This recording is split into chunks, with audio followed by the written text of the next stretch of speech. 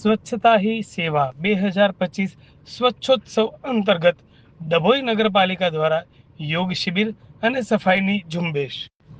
ગુજરાતના પનોતા પુત્ર અને દેશના યશસ્વી વડાપ્રધાન એવા શ્રી નરેન્દ્રભાઈ મોદીના જન્મદિવસથી શરૂ કરીને દેશની આઝાદી માટે સિંહ ફાળો આપનાર રાષ્ટ્રપિતા મહાત્મા ગાંધીજીની જન્મ જયંતિ 2 ઓક્ટોબર સુધી સમગ્ર દેશમાં સ્વચ્છતા અંગેના વિવિધ કાર્યક્રમ સ્વચ્છતા હી સેવા 2025 સ્વચ્છોત્સવ અંતર્ગત રોજ અલગ થીમ પર વિવિધ કાર્યક્રમ યોજવા માટે સૂચના સ્વચ્છ ભારત મિશન અર્બન હેઠળ મળેલ હોય ડભોઈ નગરપાલિકા દ્વારા નિમિત્તે સેવા પખવાડિયા નિમિત્તે ડભોઈ નગરપાલિકા દ્વારા યોગ શિબિરનું આયોજન પ્રમુખ શ્રી બિરેન શાહના અધ્યક્ષ સ્થાને લેવા પટેલ વાડી ડભોઈ ખાતે કરવામાં આવ્યું હતું.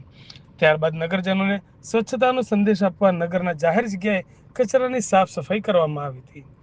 આજના આ કાર્યક્રમમાં ચીફ ઓફિસર જય કિશન તડવી, સભ્યશ્રીઓ, સેનેટરી ઇન્સ્પેક્ટર શ્રી મહેશભાઈ વસાવા, મહેશભાઈ પરમાર સહિત પાલિકાના કર્મચારીએ સિનોર ચોકડી વિસ્તારના જાહેર માર્ગની સાફ સફાઈ કરી સ્વચ્છતાનો સંદેશ આપ્યો હતો. ઉલ્લેખનીય છે કે સ્વચ્છતા હી સેવા પખવાડિયાનું આયોજન કરવામાં આવ્યું છે.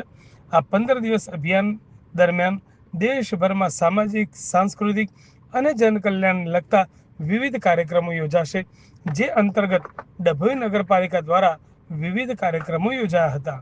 આજરોજ યોજાયેલ યોગ તથા સફાઈ અભિયાનમાં મોટી સંખ્યામાં નગરજનો સાથે નગરપાલિકા કર્મચારીઓ ઉત્સાહભેર જોડાયા હતા અને નગરને સ્વચ્છ તથા સુંદર બનાવવા માટે ડભોઈના સ્વચ્છ નિર્માણ માટે હાકલ કરી હતી.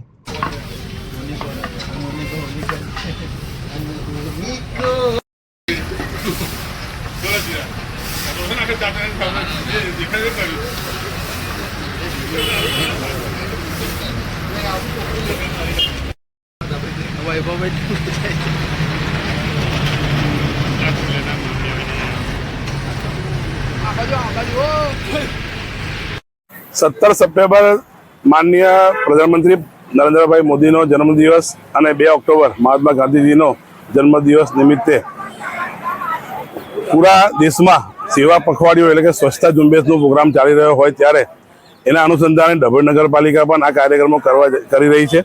જેમાં આજે પટેલવાડી ખાતે લોકો સાથે યોગનો પ્રોગ્રામ રાખવામાં આવેલ હતો, જેમાં સ્કૂલના બાળકો, નગરજનો અને કર્મચારીઓ સાથે યોગ કરવામાં આવ્યો હતો.